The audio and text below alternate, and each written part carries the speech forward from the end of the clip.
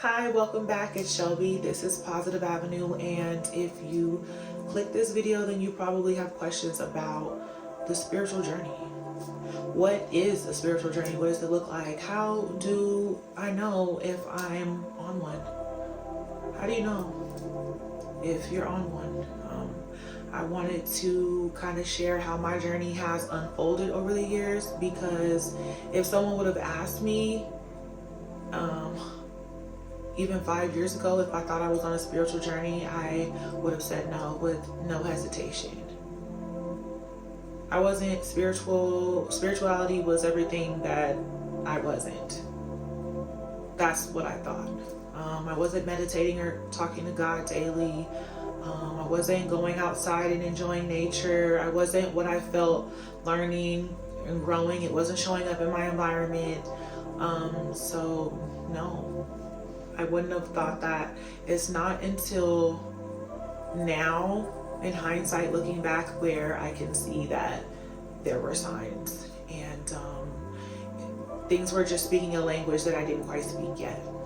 So let's just start here, the spiritual journey. Before I go there, though, I do want to say something up front. I am not trying to be in this space as a teacher or a guide. I don't have all of the answers. I'm not here to tell you what path to take, what it should look like. I'm only here to share mine and my experiences, my reflections, my aha moments. I think the point is, if I can share my story and somehow spark that reflection in you, if I can somehow spark your own aha moments, that means everything to me. But I'm highly aware that we live in a world with infinite possibilities, and that which means there's infinite ways to do what you want to do. There's infinite ways that a spiritual journey can unfold, unravel, that it can evolve. So I'm not here to tell you what to do. Anything that I ever say pretty much is just from my perspective. It's just from my perspective, and I just wanted to get that out there. So what is the spiritual journey? I don't even know why I'm trying to answer this question, because to me it's more like a feeling, and it's really hard to explain, because my journey is not something that just came and smacked me in the head. It's not something that I just woke up one day and I was like, I want to start a spiritual journey. I feel like starting a spiritual journey today. That's what I'm gonna do. It was nothing like that. It was nothing like that. It was a lot more subtle, and mine came to me in the form of questions, deep questions about the life that I've lived. Questions about my identity, questions about my purpose, questions about my happiness. And I found that it's the deeper questions that you ask, the questions always lead, the answer always leads you back to yourself. Life and the answer will always lead you back to yourself. And I think that's one of the most important things that I learned, is that you have the power. You are the creator. You are the co-creator of your life. And when you start to take accountability and responsibility for your life in that type of way, I mean, wow. It's one of the most important lessons of them all. And then there's just this learning period. There's a learning period where you're just taking in information. You're not applying anything. You're just learning. And it's overwhelming. You're learning new truths, new beliefs, new ways, a whole new perspective on life. It totally goes against everything that you've been conditioned to think, to believe, to be. But it's you can't ignore the facts. you can't ignore the facts. My spiritual journey also really started with books. I can say that books have been a huge catalyst in my spiritual journey. I learned so much from books. I feel so seen from books. When I read books, from people telling their stories, from people giving their testimonies, I just love books. Now, with that being said, the first book that I got introduced to was called The Untethered Soul. I got introduced to that book from my coworkers during the pandemic. It's my first real spiritual book that I've ever read. The language was completely foreign. I had to stop all throughout that book to take words, put them into Google, then translate them so that the sentence can make sense. You know what I mean? But still, through all of that, there were so many new concepts that I was introduced to. That book changed my life. Changed my life. So much so that I had a book club for people who wanted to just learn about themselves, and we went through that book. It was just so good. I had to tell people about it. I had to share that experience. The second book that I got introduced to was called The Power of Now. This was in 2022. And that book broke my heart. Broke my heart because it was a book about the power of now, presence, being in the present moment. Time is an illusion, the ego. And I had never felt so just completely naked and seen before. That book, I don't know what it is about that book, but in the middle of reading it, I just started to have a crisis because I realized so many things about how I was living and what I was doing it for. Rewind a couple of months before that, I remember feeling so down, so just not good, that I wasn't even really a prayer, but I got down on 2 knees and I prayed.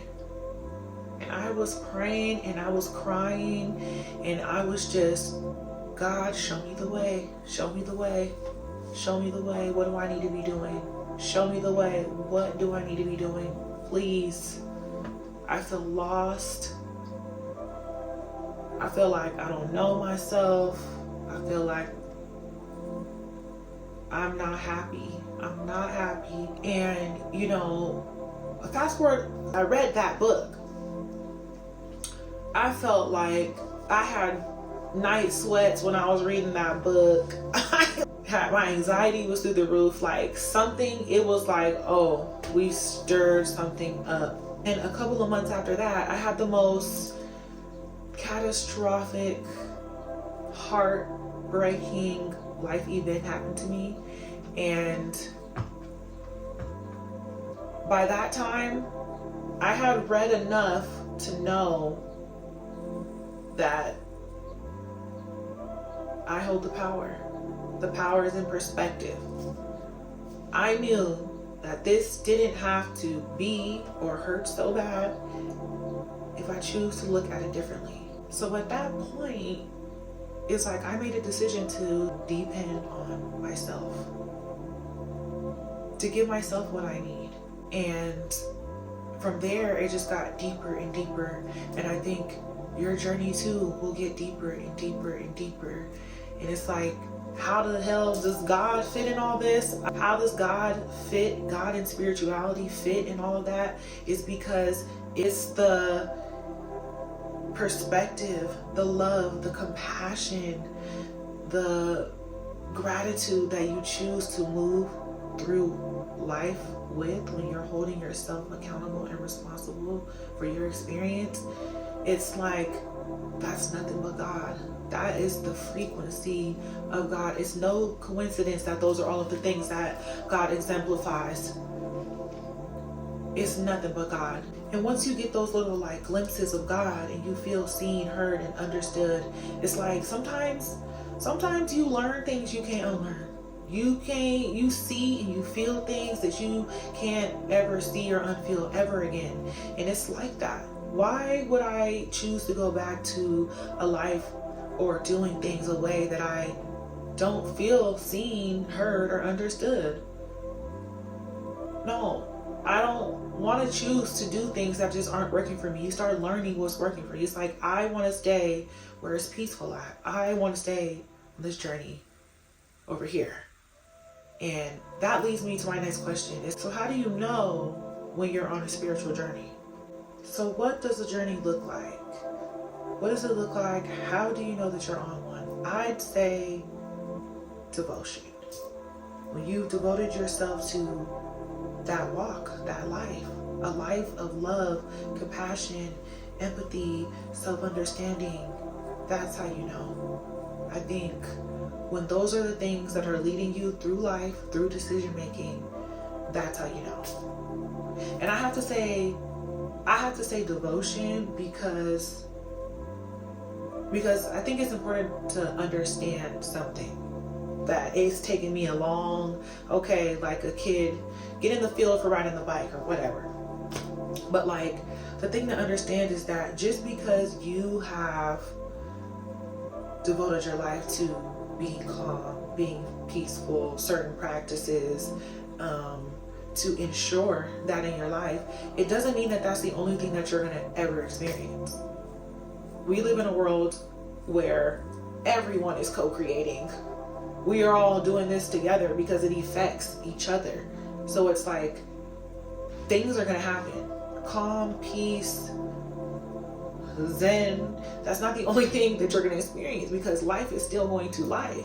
Things are still going to happen. Challenges will still get in your way. And so it's like committing to that, committing to choosing love, empathy, compassion, self-understanding when those things do happen. So what does the journey look like? It looks like hell at first, because we're not going to skip that part. It's not straight to the meditation and the this and the that. There is a huge part of the journey before that where I can't unlearn some of the things that I learned. I can't unsee or unfeel some of the things that I've seen and felt. And eventually it's going to drive you to make some very tough decisions.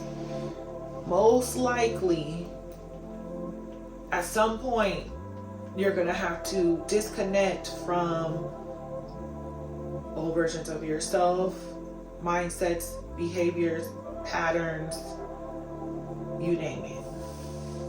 And,